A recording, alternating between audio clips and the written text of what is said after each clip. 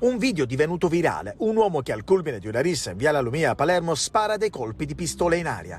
Dopo 8 giorni da quell'episodio, i carabinieri hanno identificato l'uomo che ha fatto fuoco. A sparare almeno 7 colpi di pistola tra tanti giovani che scappavano è stato un trentenne del quartiere Sperone. L'uomo avrebbe precedenti per rapina. I carabinieri gli hanno dato un nome da giorni e ora stanno ricostruendo il ruolo delle altre persone che hanno partecipato alla rissa sfociata nelle pistolettate. A scatenare il folle gesto sono stati dei futili motivi. È stato possibile identificare l'uomo attraverso una disamina delle immagini di videosorveglianza della zona in cui è scoppiata la rissa. Colpi di pistola che sono stati sparati anche nel quartiere Zen, ben 14 contro la porta di un'abitazione al terzo piano in via Costante Girardengo. In casa c'era un nucleo familiare e non ci sono feriti. Un fatto simile era accaduto 2 mesi fa, precisamente il 22 ottobre, sempre ai danni della stessa palazzina dello Zen. Quella volta i colpi d'arma da fuoco, 6 in totale, ne avevano contati gli investigatori, erano stati sparati contro l'abitazione di Gaetano Giampino di 79 anni. I proiettili erano finiti in parte contro il muro dell'abitazione, altri erano entrati in casa dalle finestre. La sanità pubblica è in emergenza ed ha bisogno di aiuto. È il grido di allarme che arriva da chi lavora in corsia. Dopo la mobilitazione dello scorso 5 dicembre, oggi si torna in piazza. Dopo 25 anni di sottofinanziamento del sistema sanitario nazionale, non abbiamo avuto le risposte che ci aspettavamo. Sottopagati e stressati, medici e operatori sempre più spesso lasciano la sanità pubblica per quella privata. In tutta Italia restano fermi per un giorno. L'obiettivo è quello di fare capire al governo l'importanza del sistema sanitario nazionale, colpito, secondo loro, anche dalla manovra 2024. Non ci sono risorse per il sistema sanitario che è stato depredato negli ultimi 25 anni. Non abbiamo una riga sulla stabilizzazione e sulle nuove assunzioni e la maggior parte delle risorse vengono convogliate su un sistema sanitario privato. Con il PNRR si acquistano nuovi strumenti, ma senza personale non possono entrare in funzione. E così in Sicilia sono quasi 300 quelli che rischiano di restare spenti. È un lunedì nero per la sanità pubblica. Con questo sciopero rischiano di saltare migliaia e migliaia di interventi chirurgici, reparti più vuoti e ancora meno personale. Quello che si sta vivendo per un solo giorno, però, potrebbe diventare la dura realtà del prossimo futuro. Abbiamo quasi 7 milioni di persone in povertà sanitaria. Dobbiamo stare in allerta e continuare a difendere un sistema sanitario pubblico universale.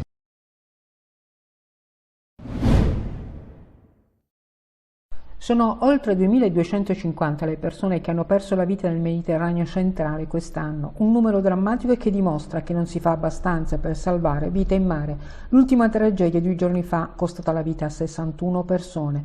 L'altro dato riguarda le accoglienze, si parla di oltre 78.000 persone accolte da giugno ad oggi a fronte di circa 1.900 sbarchi. E oggi sull'isola è arrivato anche il presidente della Croce Rossa italiana, Rosario Valastro. È una giornata intensa, perché una giornata in cui vogliamo porre l'accento su quello che è stato l'impegno umanitario della Croce Rossa italiana durante questo 2023. Vogliamo ancora una volta sottolineare l'umanità e la dignità delle persone migranti e anche ringraziare le volontarie e le volontari, gli operatori che si sono succeduti qui dall'1 giugno e anche prima. La giornata internazionale del migrante sull'isola viene vissuta nel rispetto di queste persone che affrontano il Mediterraneo, conoscendo il pericolo a cui vanno incontro e il rischio di non toccare mai terra.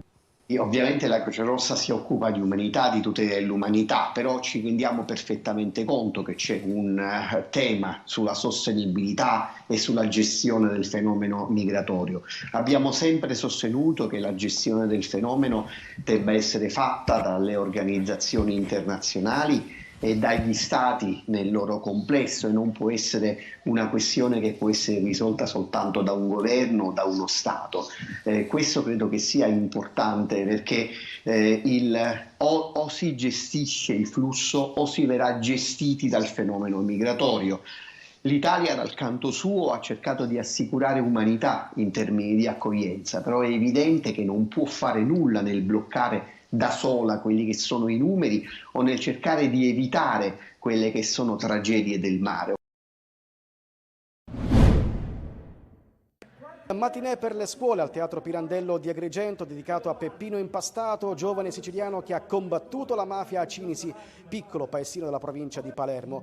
Un incontro per far conoscere ai più giovani la figura di Peppino, schiena dritta, attaccato ai valori e innamorato della sua terra. L'iniziativa, intitolata Scuola e Legalità, il sogno di Peppino Impastato in una terra libera dalle mafie, è stata aperta dalla proiezione di alcune scene del film I 100 Passi, ovvero la distanza a Cinisi tra la casa di Peppino e la casa del boss Tano Badalamenti, che ordinò il suo omicidio il 9 maggio del 78. Poi l'incontro dibattito con l'attore Tony Sperandeo, che nel film interpreta il personaggio di Don Tano Badalamenti. Per questo ruolo Sperandeo ha vinto il Davide Donatello come miglior attore non protagonista. Se io guardo il futuro dei giovani, io di Peppino Impastato non ne vedo. Che avanti si va peggio è, perché i giovani sono un po' diversi. Oggi nascono con il telefonino, prima di dire mamma ti dicono telefonino, social e tutte queste cose. E dispiace perché Peppino è stato un esempio. Personaggi come Peppino Impastato fanno della vita dei siciliani in particolare, come vi posso dire, una lezione, un esempio di lotta contro qualcosa che ancora non si è completamente sconfitta. I ragazzi hanno avuto l'opportunità di vivere un momento di crescita e sensibilizzazione, ripercorrendo la vita, le azioni che smuovono le coscienze, le speranze di cambiamento che Peppino Impastato portò avanti con straordinario coraggio.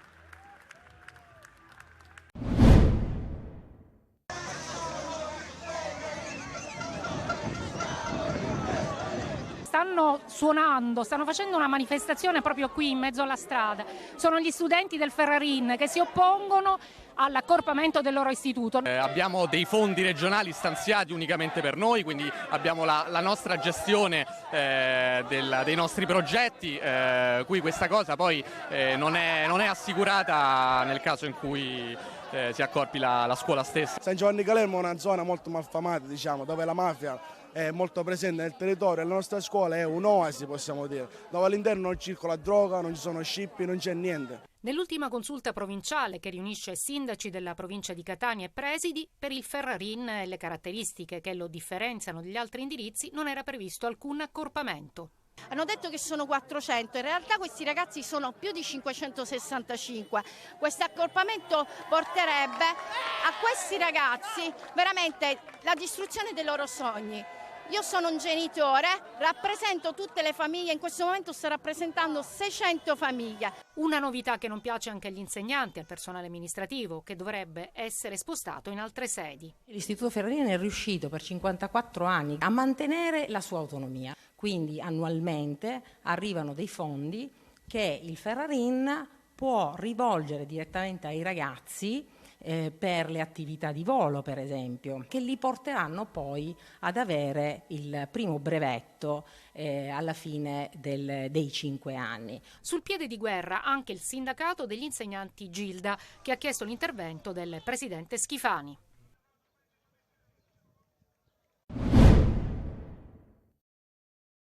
Avrebbero concorso nella falsificazione dei registri delle presenze e dei verbali degli esami, che non si sarebbero mai svolti. Dopo 6 anni di indagini della Digos, la Procura di Agrigento chiede 30 rinvii a giudizio.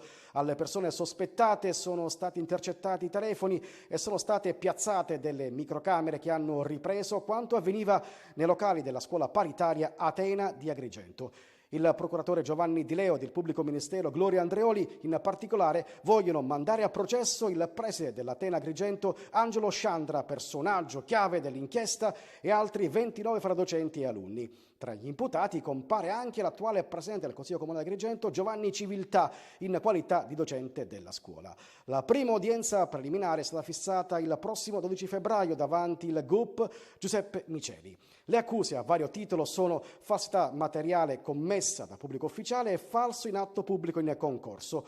Una delle contestazioni riguarda lo svolgimento dell'esame di ammissione alla classe quinta il 19 agosto 2017. Per gli inquirenti in quella data non soltanto non ci sarebbe mai stata nessuna prova, ma gli studenti ammessi non avrebbero neanche avuto i requisiti necessari per parteciparvi. La Procura di Agrigento contesta anche, tra maggio e giugno di 6 anni fa, la falsificazione dei registri di classe e dei corsi di ragioneria. Per gli inquirenti, in particolare, sarebbe stato attestato in modo irregolare e non corrispondente alla verità la presenza di docenti e alunni presso le aule di lezione per l'intera durata dei corsi.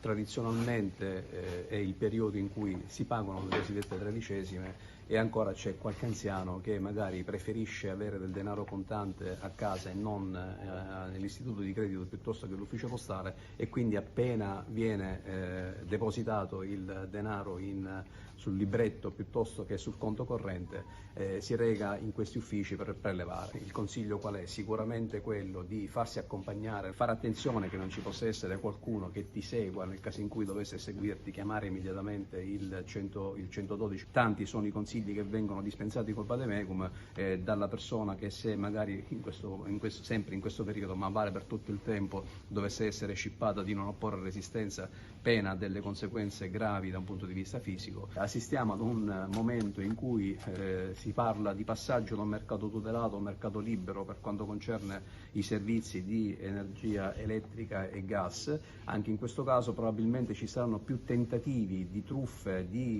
tentativi da parte di persone che si presentano dietro la porta di casa. Diffidiamo, gentilmente decliniamo l'invito ad aprire la porta, magari chiamiamo le forze di polizia o un parente, qualcuno, eventualmente se poi sarà un addetto ritornerà magari qualificandosi e facendosi magari riconoscere. La rete ferroviaria è modellata per il ponte sullo stretto. RFI fuga ogni dubbio e mette a tacere anche i detrattori del ponte che da anni puntano il dito contro l'inutilità della mega opera se non supportata da un adeguato sistema ferroviario. Dario Lobosco, presidente di RFI e coordinatore del polo infrastrutture del gruppo FS, intervenuto in una convention a Trapani, ha illustrato un piano dettagliato delle opere, allontanando le polemiche per la destinazione dei fondi e la compartecipazione della regione siciliana, che stava per sfociare in uno scontro istituzionale sull'asse Roma-Palermo. Abbiamo in corso cantieri in tutta Italia per 44 miliardi di euro, di cui 17 miliardi in Sicilia, ha detto Lobosco. Stiamo intervenendo sulla Palermo-Catania-Messina, portando la velocità massima a 250 km/h in alcuni tratti, ma in funzione del ponte sullo stretto stiamo già progettando la revisione dell'intera linea per ottenere questa velocità sull'intero percorso. Intanto sono stati avviati i cantieri Webuild per gli scavi sulla tratta Fiumefreddo-Taormina-Letojanni, parte del progetto di potenziamento della linea ferroviaria ad alta capacità Palermo-Catania-Messina. La nuova linea, finanziata anche con fondi PNRR, ridurrà i tempi di viaggio a 2 ore tra Palermo e Catania, 60 in meno rispetto ai tempi attuali, e 45 minuti tra Messina e Catania.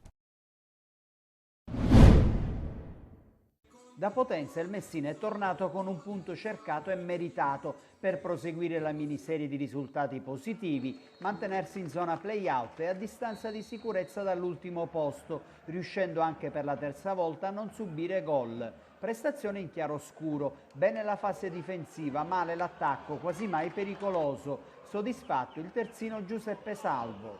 Non è facile venire qui a Potenza e strappare un punto, anche perché sappiamo che loro sono una grande squadra che non merita questa posizione, quindi venire qui a fare questo punto chiaramente ci serviva per dare continuità alle 2 vittorie che abbiamo fatto e quindi è un buon risultato chiaramente. A Potenza Modica ha impiegato nel corso della gara 3 messinesi, oltre a Salvo il capitano Ragusa è Giunta, subentrato nel finale. Siamo un bel gruppo, abbiamo passato un momento difficile e credo che ci siamo tirati fuori dopo questo pareggio e adesso cerchiamo di chiudere al meglio il girone d'andata facendo la partita contro il Monopoli. Per quanto riguarda me stesso, ripeto, io quando il mister mi chiama in causa cerco di fare quello che mi chiede. Venerdì contro il Monopoli il Messina avrà l'attacco più spuntato del solito, perché alle innegabili difficoltà di segnare si aggiungeranno le assenze nel reparto di Plescia, che a Potenza si è fratturato la falange del dito medio della mano sinistra, e dello squalificato Emmausso.